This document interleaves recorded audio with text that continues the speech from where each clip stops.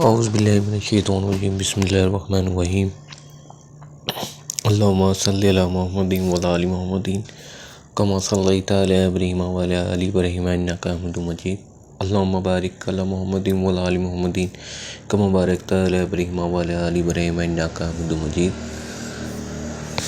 صبح بخیر، لوگ صحیح ہوں گے؟ بس آپ سے کچھ ریکویسٹ ہے کہ ویڈیو کو مکمل دیکھیے گا اور ساتھ ساتھ لائک، سبسکرائب اور شیئر لازمی کر دیا کریں۔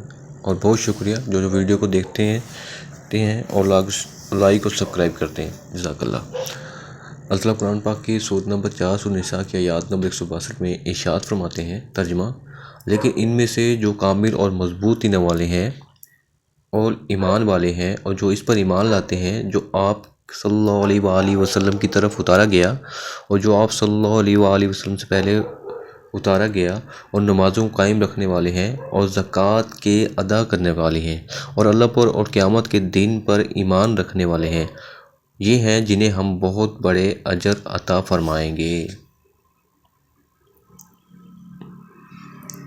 تفسیر ہے، یعنی ان میں سے جو لوگ کتب آسمانی کی حقیقی تعلیم سے واقف ہیں اور ہر قسم کے تعصب، جاہلانہ ضد، آبائی تنقید اور نفس کی بندگی سے آزاد ہو کر اس امر حق کو سچے دل سے مانتے ہیں جس کا ثبوت آسمانی کتابوں سے ملتا ہے، ان کی روش کافر ظالم یہودیوں کی عام روش سے بالکل مختلف ہے۔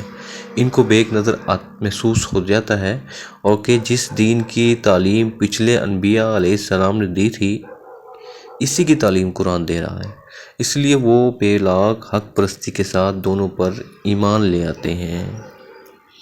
سامعین دوستو، جس طرح آپ نے اس سورۃ کا ترجمہ سنا اور پڑھا، پچھلی آیات ہم نے سود کے بارے میں تھی جو قرآن شریف میں ذکر آیا تھا سود کے بارے میں۔ اب اس آیات میں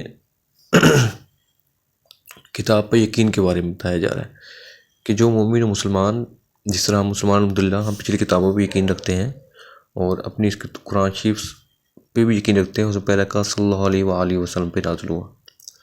اچھا، اس میں تھوڑا سا عرض کر دوں، ڈاکٹر اسرار صاحب کے رحمۃ اللہ نے بتایا تھا، مطلب یقین کرنا کہ دو پہلو ہوتے ہیں۔ ایک یہ ہوتا ہے مان لیا کہ ہم مسلمان ہیں، قرآن ہے، ٹھیک ہے مان لیا، زبان سے کہہ دیا ٹھیک ہے یہ قرآن ہے، ہم اس کو مانتے ہیں، اس کی بے ادبی نہیں کرتے، اس کا احترام کرتے ہیں، اس کو رکھ دیتے ہیں، نماز ہے، جاتے ہیں، اذان آتی ہے۔ کچھ لوگ نہیں سنتے اذان بھی، لیکن کچھ لوگ اذان سن لیتے ہیں، نہیں یار اذان ہو رہی ہے، اس کا ادب و احترام کرنا چاہیے۔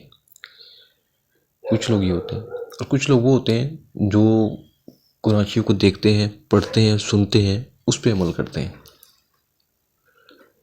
تو ہمارا آج کل جو معاشرہ ہے مسلمان کا، تقریباً 70-80% لوگ ایسے ہیں جو وہ اسی طرح کرتے ہیں، جو پڑھتے ہیں نماز۔ ان میں سے کچھ لوگ وہ بھی ہیں جو نماز پڑھتے ہیں لیکن وہ اس پہ عمل نہیں کر رہے ہوتے۔ تو یہ ان کے بارے میں کہا جا رہا ہے جو یقین رکھتے ہیں، عمل کرتے ہیں، اس کو پڑھتے ہیں اور اس کے دین کو پھیلاتے ہیں۔ تو ظاہری بات ہے جب تک ہم اس چیز کو پڑھیں گے نہیں، سمجھیں نہیں، اسے پتہ نہیں لگے گا، جب تک ہمیں کیسے پتہ لگے گا کہ اس میں کیا لکھا ہوا ہے؟ وہ تو ایک دوسرے لوگ بھی ادب و احترام کرتے ہیں۔ تو اسے پڑھا کریں، قرآن شریف کو ترجمے کے ساتھ پڑھا کریں، تفسیر کے ساتھ پڑھا کریں۔ جب بھی قرآن شریف پڑھیں اس کو ترجمے کے ساتھ پڑھیں۔ آپ پڑھیں گے قرآن شریف کو ترجمے کے ساتھ تو ان سے اللہ تعالیٰ آپ کے دل میں ایک روشنی پیدا ہوگی، آپ دین کی طرف اور پڑھیں گے، آپ کو پتہ لگے گا کہ دنیا میں آنے کا مقصد کیا ہے۔